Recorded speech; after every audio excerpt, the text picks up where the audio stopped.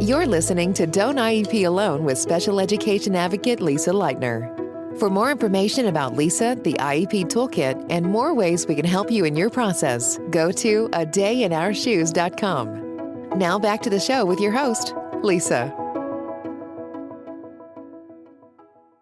Everyone, and welcome back to another episode of the Don't IEP Alone podcast. I'm glad to be back with you all after my little pandemic hiatus. With me today is Janice Lloyd. She is a teacher and school administrator at the Highlands School in Bel Air, Maryland, which is not far from me. That is down in Howard County, Maryland, for those of you from the East Coast. Harford County. Is it? Oh, it is? I'm sorry. See, I thought it was Howard. My mistake. Yeah. So anyway, after that mistake, why don't you, I'll let you tell us the rest about yourself then, so I don't mess it up. Why don't you? Sorry about that. Okay. I work at the Highlands School. I'm a administrator there, a small group instructor, and teacher trainer there. So I support our teachers with knowledge about learning differences and remediating dyslexia and ADHD, and our school does work with those students as our main focus. Okay. Is your school, if I can ask, it's a private school, is it one where students can get like an IEP placement there, or this is just a private school where parents just pay a tuition? It is a private school. People pay the tuition. There may be options for getting funding, but it is difficult because in our state, it is very difficult to get funding. Yeah. And your state is not alone. Right. It's difficult in all the states. Mm-hmm. So one of the questions, and I'm kind of going to ask you something that I've made a golden rule to myself to say, well, this is something I never do in advocacy. And that is, I never try to figure out why, I never ask why, why do people do things? Because the fact is, we don't know why people do things, right? Only they know. But why do you think it is so difficult in the public school system for kids to get appropriate help for dyslexia? And I've been a part of this, I've been an advocate now for 13 years and been with many families and heard from hundreds more I find, and maybe you do too, I find dyslexia to be the learning disability that I see the most frequent and most intense gaslighting of parents, where parents are just repeatedly told, he's fine, he's fine, he's fine. And parents know in their gut that their child can't read, the child's clearly struggling, and he's fine, he's fine. Why do you think that? And I mean, first of all, would you agree with that, on an anecdotal basis? Of course, I don't have any hard data, and then why do you think that is? I think part of it is that the schools and the parents want to believe that the schools can handle it and can manage it, can do the necessary instruction. There are many, many wonderful teachers in the public school system, many administrators that are so wonderful in the public school system. I want to support them. But to me, the difficulty is it's the number of students in the classroom. What I do at my school is I work with 3 kids to 4 kids for up to 120 minutes a day. And that's just in reading, that's not including math. And with that very small group, we can do the remediation that's necessary following the Orton-Gillingham sequences. When you have a large class of 15 to 30 to some I'm hearing 40 at sometimes, I'm not sure how teachers can manage. They're trying their best. I get that. And I think the schools are doing a much better job lately of providing additional OG training and foundations and OG Plus and all of that. And that's great. But you still have the sheer numbers problem. You might have a small group, and that might be 6, 8, 10 kids in that small group. You're not going to be able to meet every student's needs. Typically, because of that delay, is that students aren't getting the help they need until 4th, 5th, 6th grade, instead of getting it when they first suspect a problem in pre-K, kindergarten, 1st grade. Yeah. And that's, that is what I say. It always comes back to funding, and that our schools don't have the money that they need to do to provide kids with what they need. And I do have I feel for teachers in my heart, because you go to school and you get a special education degree because you want to help disabled children. And then I can't imagine what it's like to get into a school and not have the resources to do your job. And then we wonder why the turnover is so high. So is small group instruction with an appropriate curriculum, is that really the key to helping dyslexic students? I would say so. Small groups, lots of repetition, not feeling forced to move on to the next skill just because it's next on the list, where you can, okay, they're really not getting it, so let me backtrack and review, and constant review, because students with dyslexia and other learning differences typically have memory issues. And, that repetition becomes super, super important, because they have it today and they won't have it 2 days from now or 2 weeks from now. So how do you think, what can parents do as far as being aware of how their child is doing? And then what are the impacts of dyslexia? Some of the things you can start really young with some kids. What we call phonemic awareness, phonological awareness, is the ability to hear sounds, to manipulate sounds. Are they rhyming? Although that's kind of an advanced skill if you think about the phonemic awareness process. It is kind of an advanced skill, but some kids are rhyming at 3 and 4. If they're not rhyming, then by 5 or 6, you might want to start saying, okay, we may have a problem here. Can they hear birds and airplanes flying around when you're taking them outside for walks? If they're not hearing those sounds, they may not be processing all of the sounds out there. Do they ask you to repeat words a lot? And not because of a hearing deficit, they're not processing what you're saying. So what would you say then? And because I know another kind of urban legend out there is that parents are frequently told, if they say, oh, my husband's dyslexic or my brother's dyslexic and we're suspecting this and all that. I know a common retort is, well, we can't test for dyslexia until 3rd grade, or we can't test until 4th grade. It seems to be that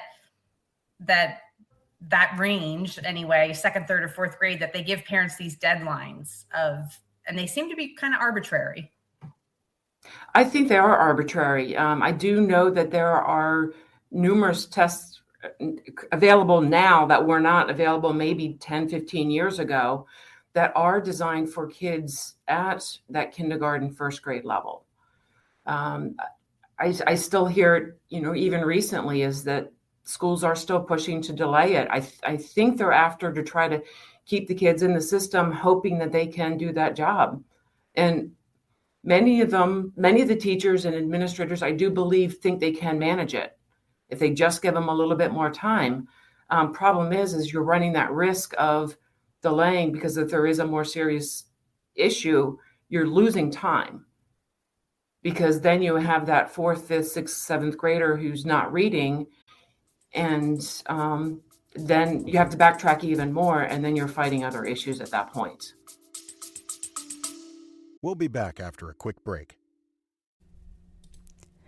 We interrupt this podcast to bring you a truth bomb.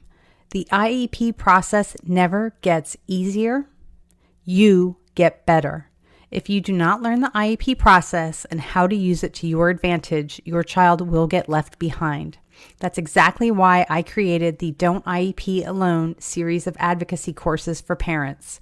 Join us and gain the knowledge, skills, and support you need to navigate the complex world of special education and IEPs.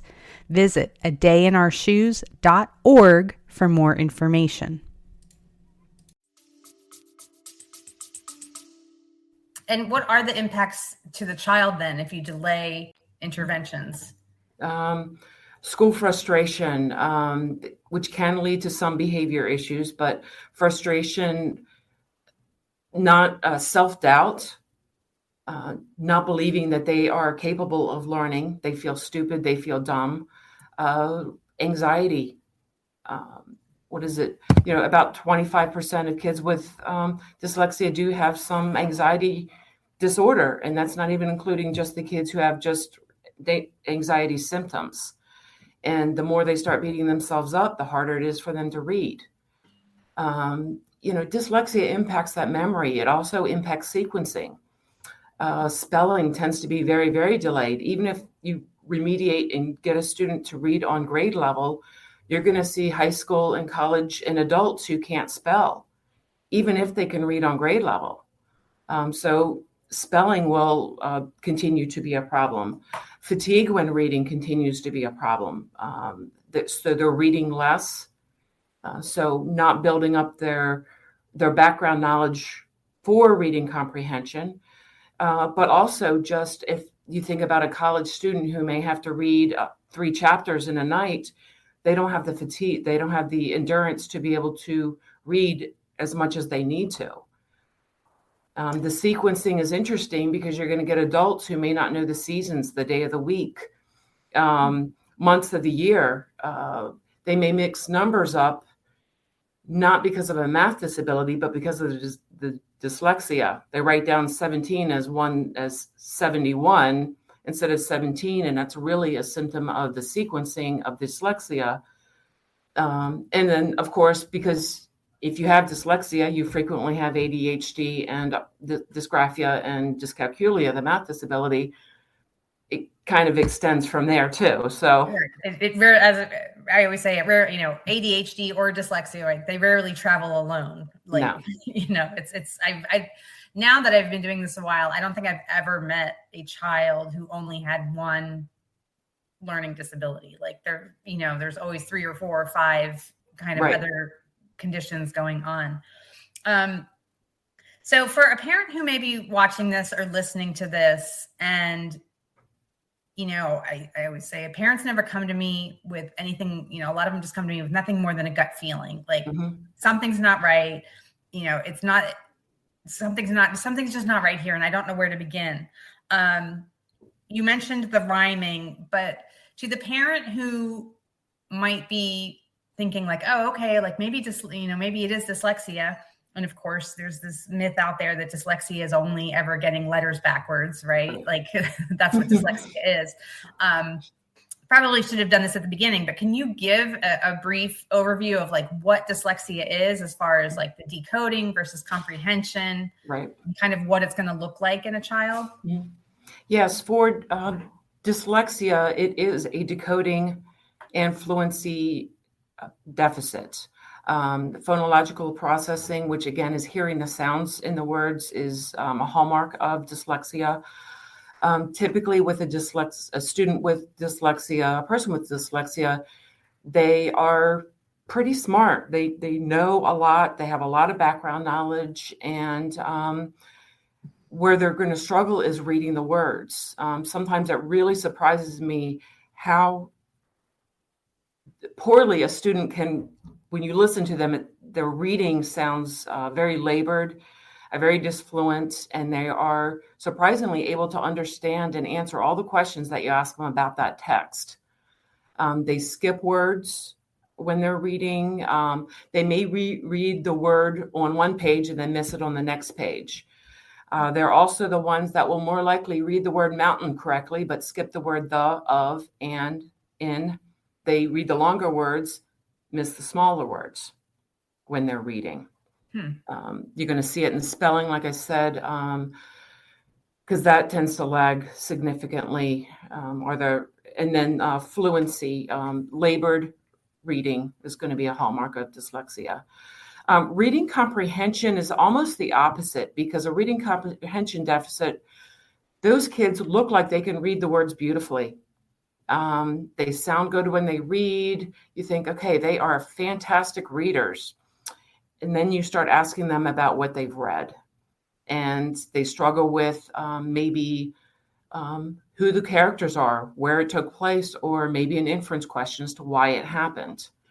And so the dyslexia is going to be difficulty reading the words, but able to understand the passage, while comprehension deficit can read the words, but struggles with the comprehension of the passage. Many times, though, you're going to have aspects of both, because as we said a few minutes ago, if you have one, you frequently have another. Right. Right. Mhm. And so then can you also tell parents briefly the 4Ds? We talked about dyslexia. You mentioned dysgraphia, Dyscalculia, dyspraxia. dyspraxia. Yes. Can you give a brief overview of those? Okay, yes. So dysgraphia is a writing disability that has to do with either handwriting, getting words on the page with the hand. The hand gets really tired. Later on, that may show up as difficulty in getting words out of the head. In other words, they know what it is they want to say, but they just can't get it out on paper. Dyscalculia is a math disability. Frequently, the issue there is recognizing numbers. So if I have 5 blocks out on the desk in front of me, I might ask a student, how many are there? And you'll kind of glance at it and we'll say, okay, there's 5. We may group it in 3 or 2, but we're kind of chunking it. They have to count it each and every single time. They're missing number sense is the problem. The relationship between like 1 and 2 and 3, they're the ones that are going to have to count a lot more on their hands. They don't remember that they have 5 fingers. It's kind of like they always go back to it. 1, 2, 3, 4, 5. Okay, 1, 2, 3, 4, 5, and so on. But again, that number sense is the hallmark of dyscalculia. And then dyspraxia is a motor planning issue. My son has that actually. It shows up in his speech, so his articulation becomes challenged. Even as an adult, or he's 17 now, he is told frequently that it sounds like he has an accent at this point, even though he has 10 years of speech therapy. Did it enough so he's functional, he can have conversations, but he just has that accent to him. Dyspraxia, you'll also see, again, motor planning, learning to tie shoes, riding bikes, swinging on swings. My son was delayed on swings and bikes because of the dyspraxia. But basically, in his head, he knew what he wanted to say, but he couldn't get his mouth to say it. Interesting. And if you can But get it's early, go ahead. It's not just a speaking disability, though. Mm-mm. It's No. motor planning. It's motor planning. Universal motor planning. It is a motor planning issue. And so I learned about it a number of years ago because of my son. And I remember when he was 4, we were in the car one time and he said, I have what I want to say in my head, but I can't get my mouth to move the right way. It was kind of sad. But he got it, and he's a bright kid, doing very well. That's very good. well. Yeah. That's good. You early in this talk, you mentioned Orton-Gillingham. Mm-hmm. Some people refer to it as OG. Mm-hmm. Can you tell us a little bit about what OG is? Because again, that's another one of those areas where it's like this urban legend. And Right. I think a lot of parents also, when they hear like, oh, my school does OG or our school does Orton-Gillingham, it sounds reassuring. Yes. Like, okay, oh, he's going to get Orton-Gillingham. We're fine now. So could you give us a little bit for parents information about what that is and what it can and cannot do for dyslexia? Right. Orton-Gillingham is a sequence. Actually, I should say multiple different sequences, but it's methodologies. We are teaching skills in a certain order, asking that the students master that, demonstrate it back to you before moving on to the next skill. So you may start off with short vowels, short A, short I, short O, and you work on those sounds and letters and writing until the student has that, and then you can kind of move on to the next one with constant review. There's a lot of multisensory to that. So there may be, we use salt trays here. We also use carpet squares. You can use chalk outside. A little bit behind me, you might see I have a chalkboard in here. And the reason for that is because a chalkboard provides a tactile kinesthetic feedback when the kids are writing with a chalkboard as opposed to a whiteboard or a smartboard. Some people use shaving cream, things like that.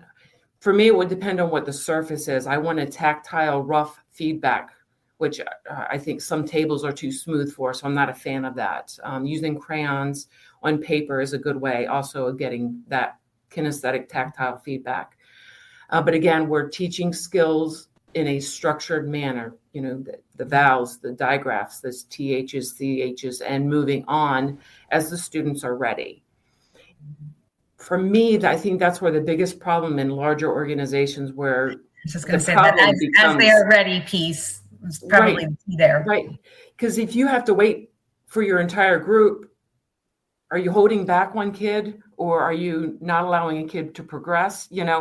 If you have to wait for one kid or another student isn't moving because they have it, but they're in that group and they're stuck in that group. I think that if you have the freedom to take the time that you need to take with it in a smaller school or, other schooling option, and just take your time through it as the student is ready, you get to the point where sometimes you can make leaps. So all of a sudden they seem to get it and you can make that jump till we can do multisyllable words and we can, go to more advanced skills rather than being stuck on, short vowels or long vowels or whatever skill you're working on with that class.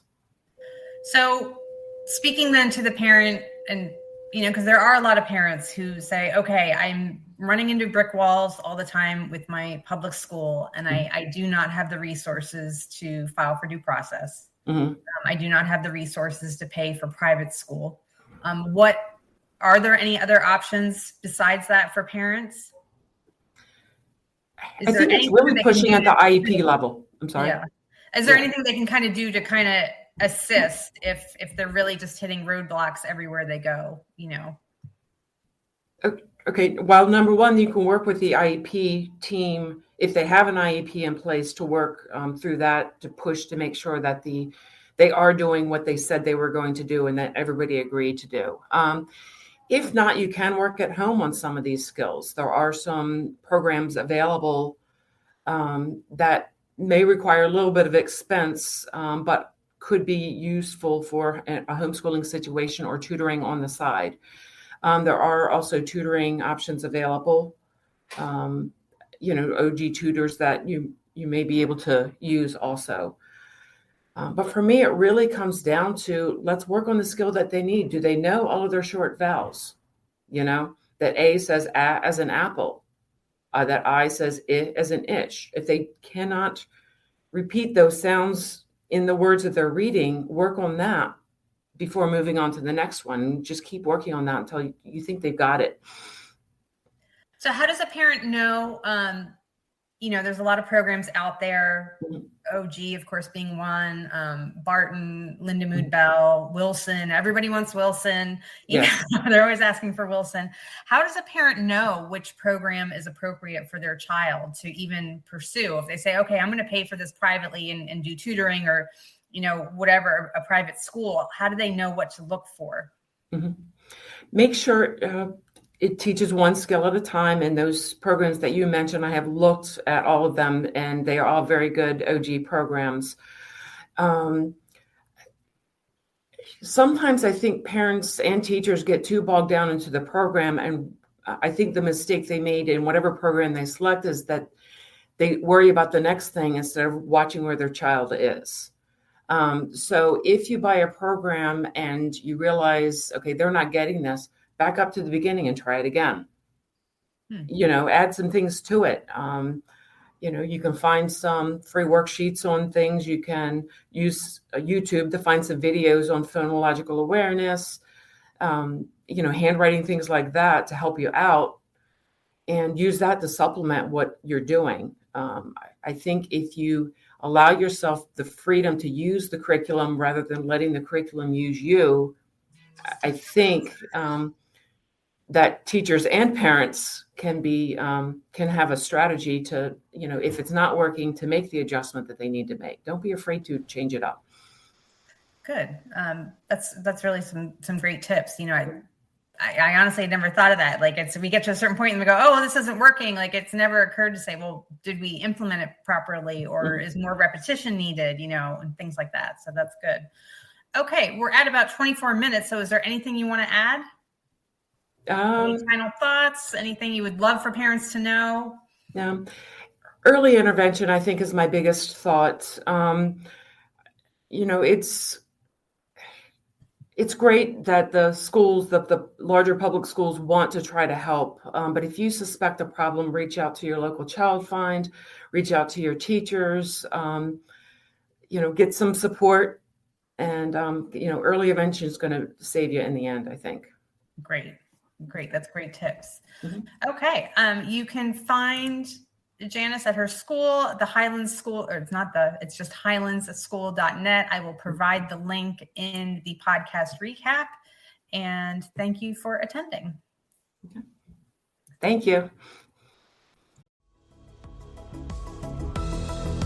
Thank you for listening to Don't IEP Alone with Special Education Advocate Lisa Lightner. We're so glad you've joined us and would love to connect with you outside of the show. For more information about Lisa, the IEP Toolkit, and more ways we can help you in your process, go to adayinourshoes.com. From self-care tips to common IEP mistakes, there's even more to explore. Don't forget to rate and review the podcast and subscribe to never miss an episode. Until next time, don't IEP alone, and you don't have to.